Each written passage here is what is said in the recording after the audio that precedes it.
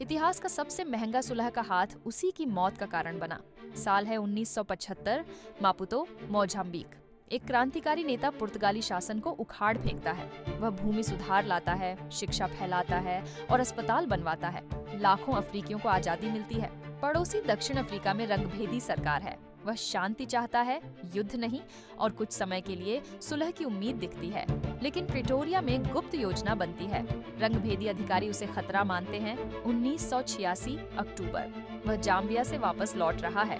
विमान दक्षिण अफ्रीकी सीमा के पास उड़ रहा है। अचानक रेडियो संपर्क टूट जाता है। विमान पहाड़ों में दुर्घटनाग्रस्त हो जाता है। सभी सवार मर जाते हैं। बाद में सबूत मिलते हैं कि यह हादसा नहीं था।